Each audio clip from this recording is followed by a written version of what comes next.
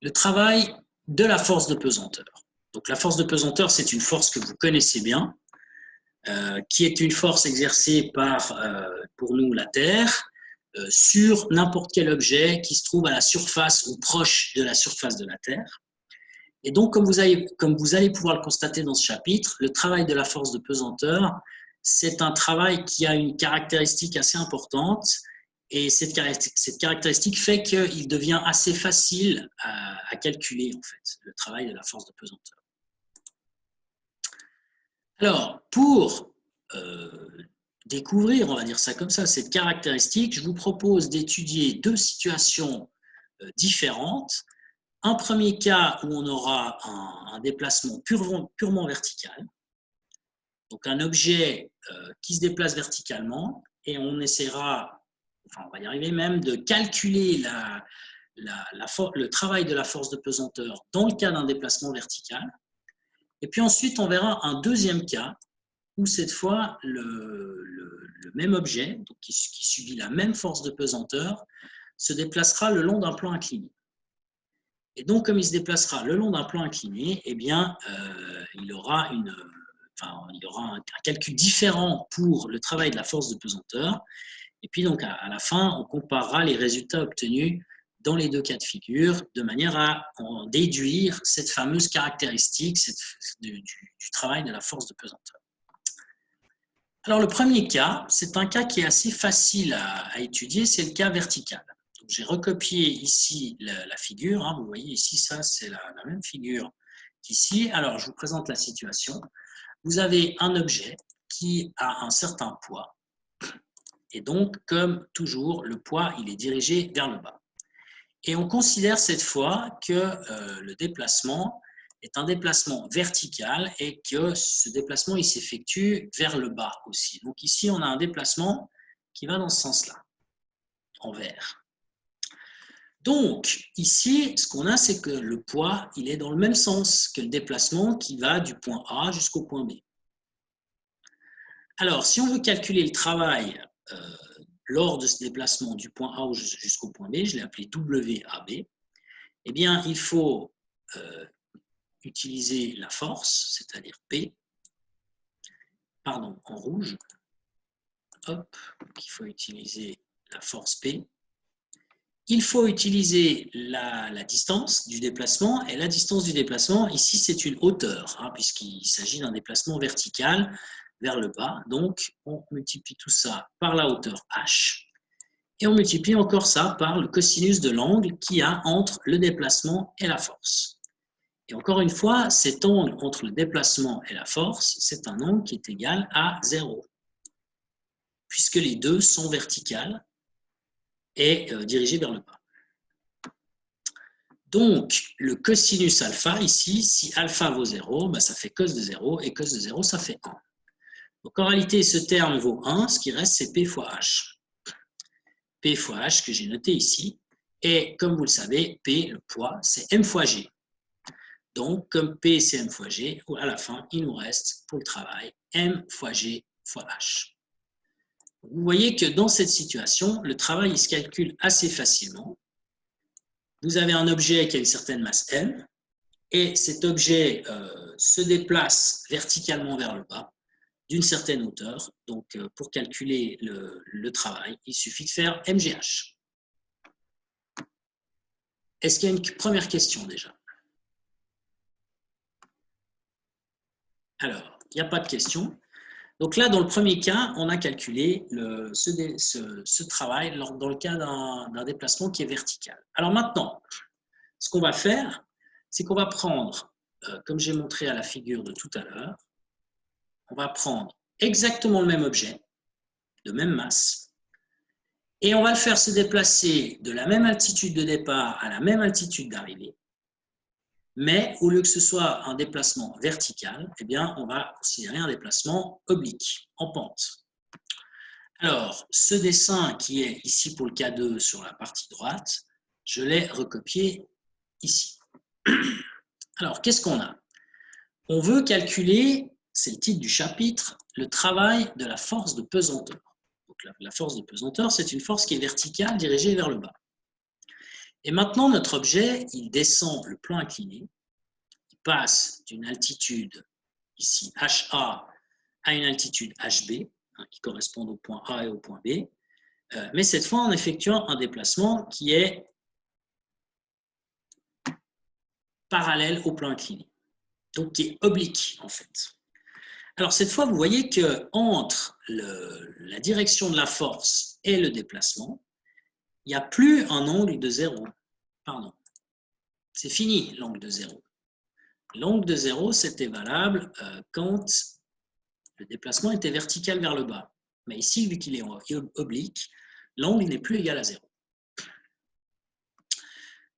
Ici, ce que j'ai fait, d'ailleurs, je ne vous en ai pas parlé tout de suite, hein, mais je pense que, j'imagine que vous avez probablement compris cette histoire, c'est que si je reprends les deux choses, vu que notre objet il part d'une certaine altitude et qu'il arrive à une autre altitude, dans le premier cas qu'on a étudié tout à l'heure, j'ai appelé le point de départ le point A et le point d'arrivée le point B.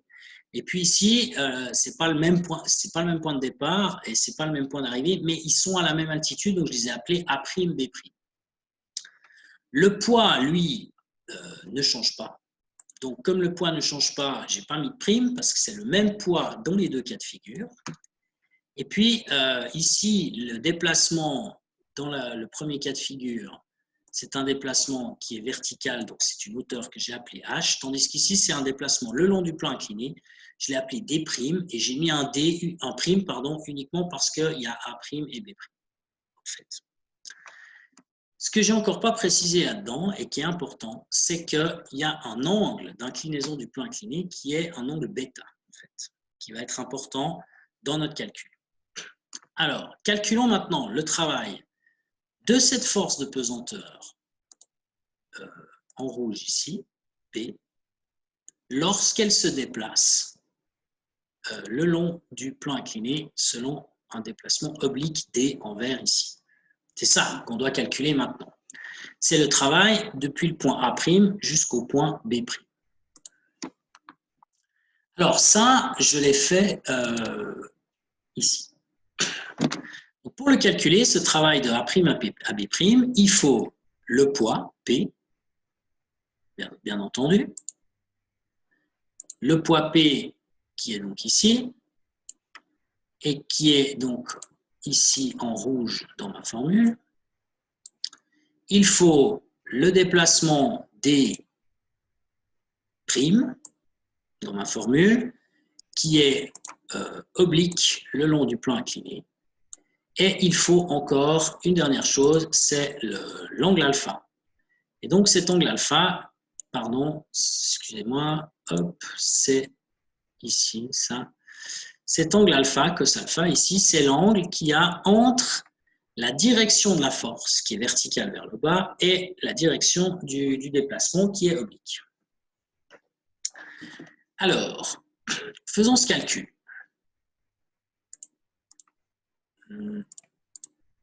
Voilà. Alors, tout d'abord, il y a une chose à remarquer, en fait, c'est que on se déplace ici le long du plan incliné, d'accord, selon un déplacement que je dessine en vert, ici, D'. Ce D', en réalité, ça correspond à ce côté-là. Et maintenant, si vous regardez, vous avez ça je vais utiliser une autre couleur, qu'est-ce que je pourrais utiliser du vert un peu plus fluo, on va dire. Là, vous avez l'équivalent du déplacement vertical qu'on a utilisé dans le premier cas. Alors, comment est-ce qu'on peut relier le déplacement le long du plan incliné, qui est donc notre D', avec le déplacement vertical, qui est H, en fait, la même hauteur que dans le cas numéro 1. Eh bien, ça se relie grâce à l'angle qu'on a appelé ici bêta. Vous voyez, ici, on a un triangle rectangle, et dans ce triangle rectangle, on a l'opposé à l'angle bêta, qui est H, et l'hypoténuse, qui est D'. Donc, sinopipe eh bien, le sinus de l'angle bêta, ce sera H sur D'. Alors, du coup, lorsqu'on écrit ça, si on retourne cette formule, on peut exprimer la distance D'. Et on en a besoin de cette distance D'. Cette distance D', le long du plan incliné, eh bien, on fait un petit peu d'algèbre et on trouve donc que c'est H sur sinus bêta. Donc ici, ce qu'il faut faire, c'est d'abord faire vite fait le calcul. Ici, je vais le faire en vert. Hein. Là, vous faites fois D', ça vous donne D' sinus bêta égale H. C'est l'étape qui est suivante. Et puis maintenant, si vous voulez D' tout seul, il faut diviser par sinus bêta. C'est ce que je vais faire là. Diviser par sinus de bêta. Et donc, si vous divisez par sinus bêta, vous obtenez ce qu'il y a là en dessous. C'est-à-dire D' égale H sur sinus de bêta.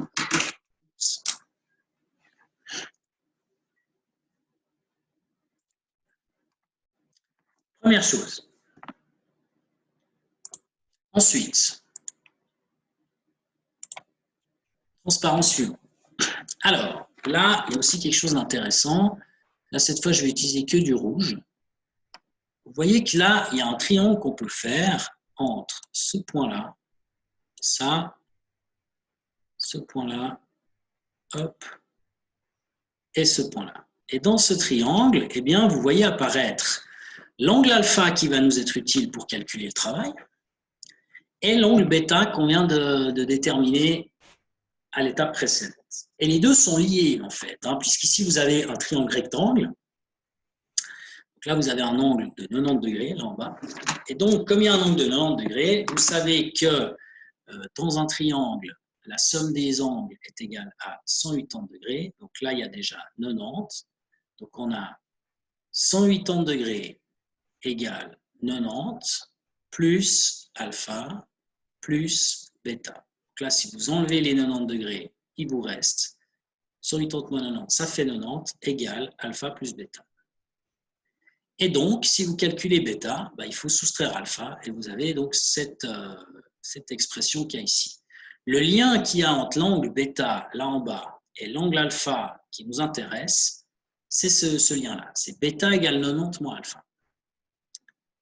Alors, il se trouve, ça c'est une règle trigonométrique, vous n'avez pas besoin de la savoir par cœur, c'est quelque chose que je vous dis maintenant. Il se trouve que si vous calculez sinus bêta, étant donné que bêta c'est 90 moins alpha, ça vous fait sinus de 90 moins alpha. Et il se trouve donc que sinus de 90 moins alpha, c'est égal à cos alpha. Ça, c'est une règle trigonométrique, c'est un fait. Donc, il faut prendre ça tel quel, comme un outil pour notre calcul. Alors, si on prend cet outil et qu'on va regarder ce qu'on avait fait à la page d'avant, je vous rappelle qu'à la page d'avant, nous avions D' égale H sur sinus bêta, l'angle qui est là en bas, bêta.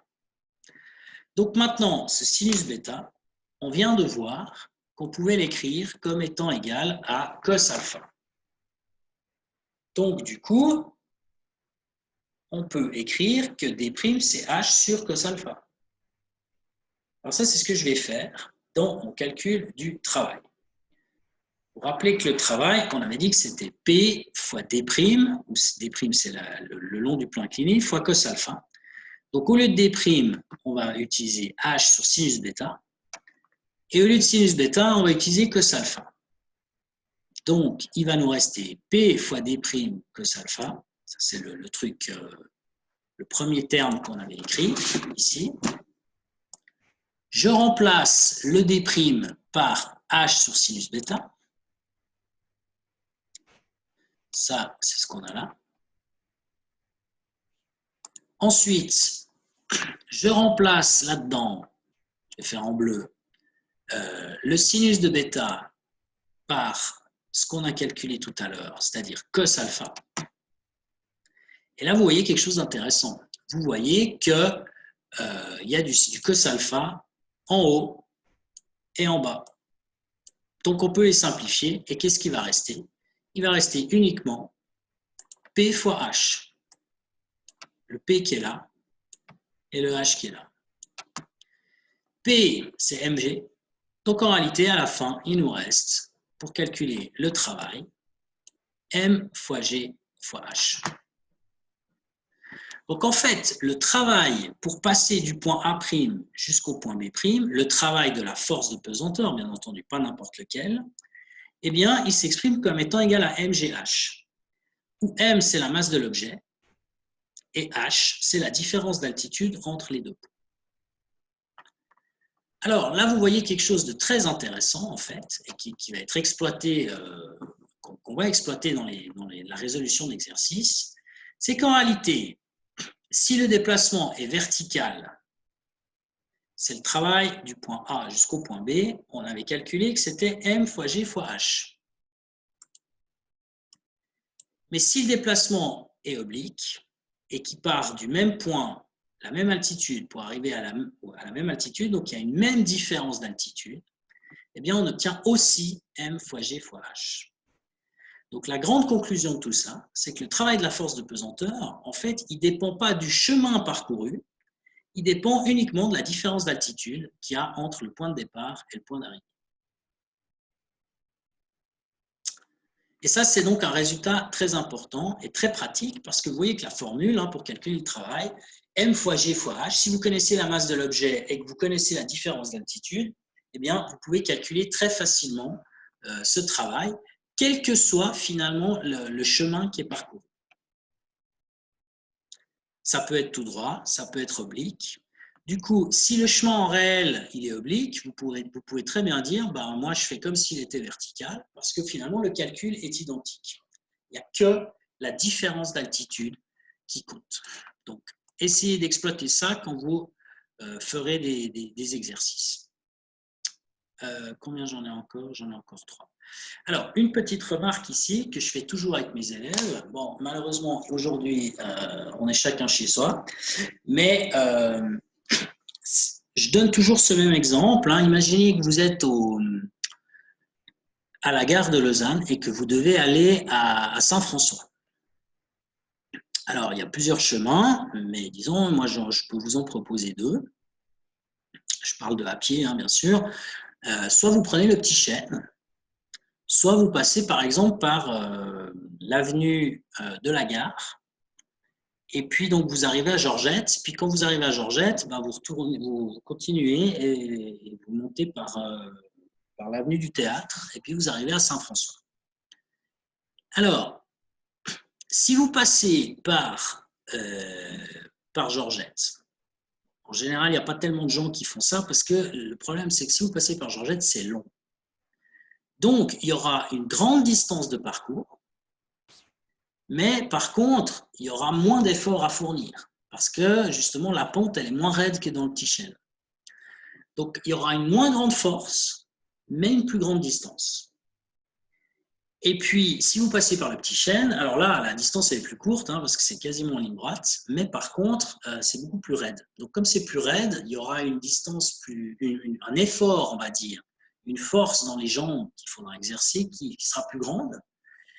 Et en réalité, ce que nous dit cette conclusion sur le travail de la force de pesanteur, parce que finalement, si vous passez depuis la gare jusqu'à Saint-François, ce que vous devez faire, c'est fournir de l'énergie pour vous faire monter vous-même, donc pour faire monter votre propre poids. Et donc, vous devez dépenser cette énergie que vous calculez comme ça, en faisant MGH. Eh bien, moi, ce que je vous dis, c'est que s'il n'y a pas de perte, ce qui n'est pas vrai dans la réalité, mais en admettant qu'il n'y ait pas de perte, eh bien, le travail que vous allez exercer, il sera le même. C'est-à-dire que s'il n'y a pas de perte, vous allez dépenser la même énergie si vous passez par Saint-François, le Petit Chêne, ou si vous passez par Georgette. Encore une fois, parce que si vous passez par Georgette, vous faites moins d'efforts, mais plus longtemps, tandis que si vous passez par le Petit Chêne, vous faites plus d'efforts, plus intenses, il y a plus de force, mais moins longtemps. Et donc, l'un dans l'autre, ça s'équivaut, et du coup, c'est la même énergie. Ça, évidemment, c'est vrai s'il n'y a pas de perte. Et dans la réalité, il y a quand même des pertes. Donc, si on calculait le nombre de calories qu'on dépense dans l'un ou l'autre, on n'obtiendrait pas forcément exactement le même résultat.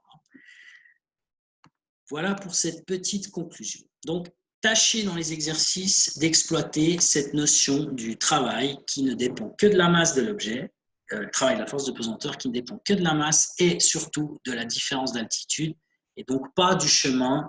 Donc finalement, vous avez assez peu à vous intéresser à l'angle dans cette histoire-là. Alors justement, en parlant d'angle, j'ai encore trois transparents à vous donner et puis à vous montrer et puis après, je m'arrête. Alors, tout d'abord, si le déplacement est horizontal, qu'est-ce qui se passe? Eh bien, si le déplacement est horizontal, eh bien, moi, je vous dis que le travail de la force de pesanteur, il vaut 0. Si le déplacement est horizontal. Comment est-ce qu'on peut s'en convaincre? Eh bien, tout simplement, la force de pesanteur, c'est une force qui est toujours verticale, dirigée vers le bas.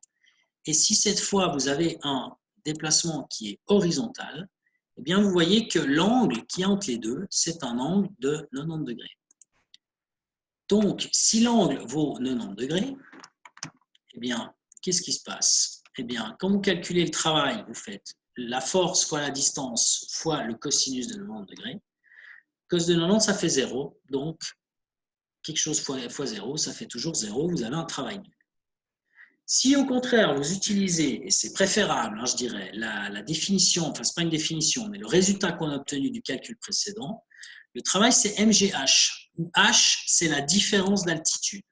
Si on a un déplacement qui est horizontal, il n'y a pas de différence d'altitude. Vous voyez, l'altitude, c'est la même du point de départ au point d'arrivée.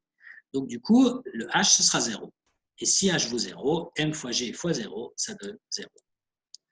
Donc, ça ne veut pas dire qu'on ne se fatigue pas lorsqu'on avance du point A au point B. Ce n'est pas ça que ça veut dire.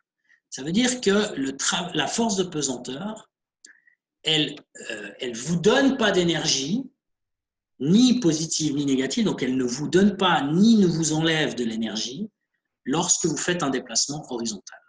C'est ça que veut dire le fait que le travail est nul lorsque le déplacement est horizontal. Par contre, lorsque le déplacement est vertical, eh bien, cette fois, qu'est-ce qu'on a? Quand on a un déplacement qui est vertical, en fait, on peut aller soit vers le bas, soit vers le haut.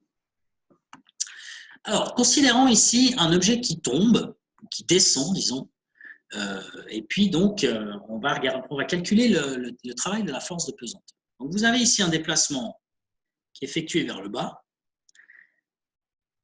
et le poids, la force de pesanteur, qui est aussi vers le bas. Donc, les deux sont dans le même sens. On a donc un angle égal à 0 dans le calcul ici. Donc, on calcule. Le travail, c'est P fois H fois cos alpha. C'est le même calcul qu'on a fait tout à l'heure. Alpha vaut 0, ça fait cos de 0, ça fait 1. Il vous reste MGH. Alors, ici, H, qu'est-ce que c'est? C'est la différence d'altitude entre le point de départ et le point d'arrivée. Alors, cette différence, c'est une différence qui va être positive ici. C'est-à-dire que, si vous voulez, étant donné que le poids et le déplacement vont dans le même sens, eh bien, quand vous calculez M fois G fois H, eh bien, il n'y a pas de valeur négative là-dedans. M, ça ne peut être que positif, G aussi, H aussi. Donc, en fait, vous aurez MGH qui sera une valeur positive. Donc, ça veut dire que le travail, qui est l'énergie apportée par la force lors du déplacement, eh bien, cette énergie, c'est une énergie positive. Donc, ça veut dire, en fait, concrètement, que la force, elle amène de l'énergie lors du déplacement. Et comme vous le savez, quand vous laissez tomber un objet, vous n'avez pas besoin de le pousser pour qu'il descende. Il descend tout seul, sous l'effet de la force de pesanteur, parce que la force de pesanteur, elle fait office de moteur, en fait, dans cette histoire. C'est elle qui provoque le déplacement vers le bas. Donc, dans ce cas-là, on dit qu'il s'agit d'un travail moteur. Si maintenant, vous avez un objet qui monte, et ce sera mon dernier transparent, le travail de la force de pesanteur, lui, il est vers le bas, toujours. Pardon, la force de pesanteur, elle est vers le bas, toujours. Mais maintenant, on considère un objet qu'on est en train de monter. Il ne monte pas tout seul, évidemment. Donc, par exemple, il est dans un ascenseur où il y a quelqu'un qui le soulève. C'est ça la condition ici. Donc, on a un déplacement vertical vers le haut ici. Alors, comme le déplacement est vers le haut et puis que le poids va vers le bas, eh bien, entre les deux, il y a, les deux sont dans des directions opposées, des directions inverses. Donc, du coup, dans l'angle qui intervient là-dedans, c'est un angle de 180 degrés. Alors, si vous faites le même calcul, P fois H, P pour la force, H pour le déplacement, et cos de 180 degrés, il se trouve que cos de 180 degrés, ça fait moins 1. Donc, il va vous rester moins P fois H, et donc, à la fin, moins MGH. Alors, là, dans ce cas-là, le travail, il sera négatif. Parce que M est toujours positif, positive même, c'est une masse, G et H aussi. Tout est positif. Donc, puisque vous avez un moins là-dedans, eh bien, à la fin, vous obtenez un travail qui est négatif. Donc, vous obtiendrez une valeur négative. Qu'est-ce que ça veut dire?